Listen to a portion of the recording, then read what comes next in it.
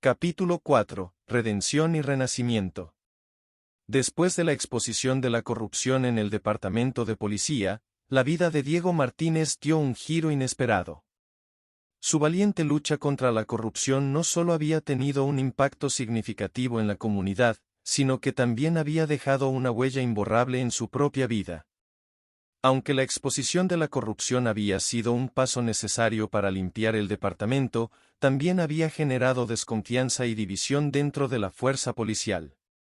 Muchos oficiales honestos se vieron afectados por la revelación de los actos de sus colegas corruptos. Sin embargo, Diego se propuso reconstruir la confianza y trabajar hacia un cambio real. Con determinación renovada, Diego se dedicó a restaurar la reputación del departamento y a reconstruir los lazos de confianza con la comunidad. Participó activamente en programas de alcance comunitario, colaboró con organizaciones locales y se convirtió en un defensor de la transparencia y la responsabilidad policial. A medida que el tiempo pasaba, Diego comenzó a notar pequeños signos de progreso. La comunidad comenzó a responder positivamente a sus esfuerzos, confiando cada vez más en la policía local. La confianza y el respeto se estaban ganando de nuevo, aunque sabía que había mucho trabajo por hacer. Pero la redención personal de Diego también era un objetivo importante para él.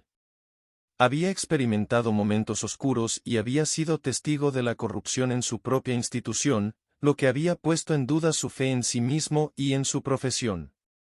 Sin embargo, se negó a dejarse consumir por la amargura y el cinismo. Quería demostrar que el sistema podía cambiar y que él mismo podía renacer.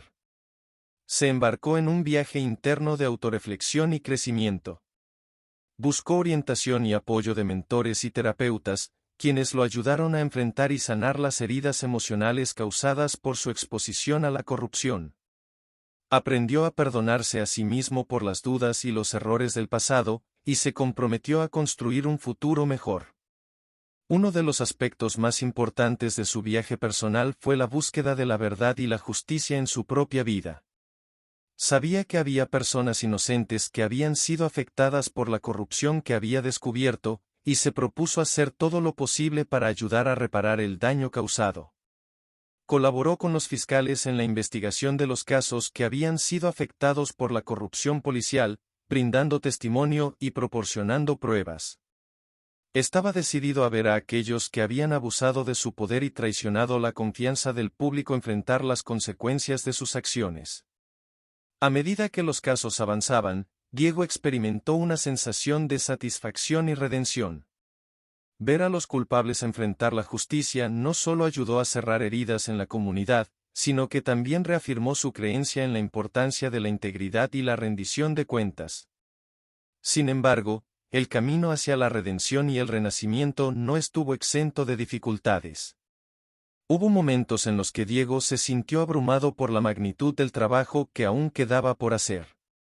La lucha contra la corrupción era una batalla constante y a veces parecía que los obstáculos eran insuperables.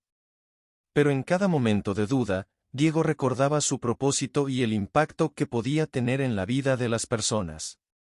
Se recordaba a sí mismo que cada paso, por pequeño que fuera, contribuía al cambio positivo y a la construcción de un sistema más justo y confiable. A medida que Diego avanzaba en su camino de redención y renacimiento, se dio cuenta de que su historia no se trataba solo de él.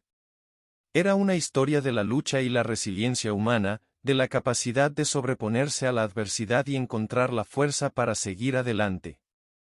Tras la línea azul, la vida de un policía en servicio se estaba convirtiendo en un testimonio poderoso de la lucha por la verdad y la justicia, tanto a nivel personal como profesional.